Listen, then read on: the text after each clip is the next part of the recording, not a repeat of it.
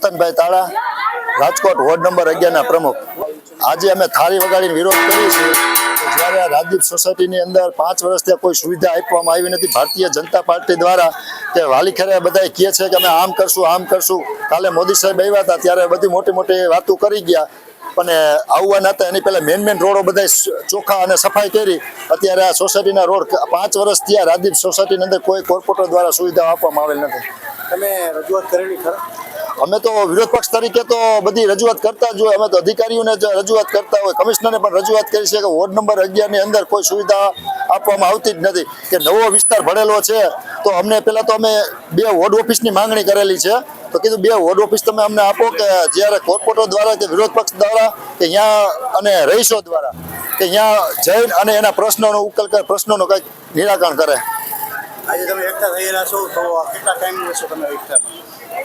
અહીંના રહીશો એવું કીધું જ્યાં લગીને રોડને કાંઈક અધિકારીઓ આવીને અમને જે આશ્વાસન નહીં આપે કે અમે આટલા ટાઈમમાં રોડ કરી દઉં ત્યાં લગીને અહીં ઊભા થવામાં આવશે। તમે ઓકે, આપણું નામ શું?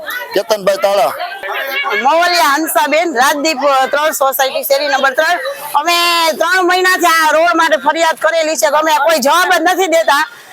ગયા વખતે અમે ઓફિસે સાહેબ પાસેથી તારીખ લઈ આવ્યા કે તમે કયો કે આટલી તારીખ અમે કરી દેશું, એટલે કોઈને નડશું નહીં, તો એને તારીખ લીધી છતાં આજે માથે 2 દિવસ થયા પણ પૂછવાય નથી આવ્યા કે જોવાય નથી આવ્યા। એના માટે રાજદીપ આખી સોસાયટીની બધી શેરીઓ બંધ કરી દેવામાં આવશે।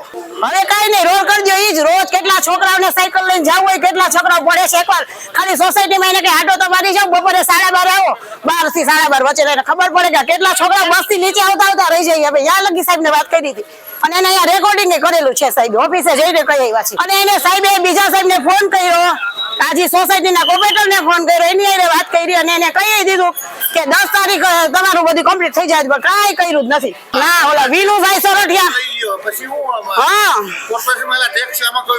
અને અમે મકાન વેરો ભરો છો, લાઇટ બિલ ભરી છે, એ કેમ 10 દીમાં તમે લાઇટ કાપી જાવ છો? નથી ભરતા તો મકાન વેરામાં તમે ન ભરો તો વ્યાજ ચડાઈ દે, એ બધું કેમ તમે વ્યવહારે લઈ રહ્યો છો? આમાં એને જવાબ દેવાય ને, જે 1 વર્ષ થયું, કેટલું 1 વર્ષ થયું, કઈ જવાબ નથી દેતા। મનીષાબેન ભરતભાઈ વાડોદરિયા। રોડ રસ્તા કરતા નથી અને અહીંયા કે બધા પડે છે, ગાળો બહુ આવે છે, વરસાદ થાય ત્યારે આવી જાય પાણી, બધું અહીંયા આવે છે, ઘરમાં ભરી જાય છે, ઉમરા સુધી પાણી પહોંચી જાય છે।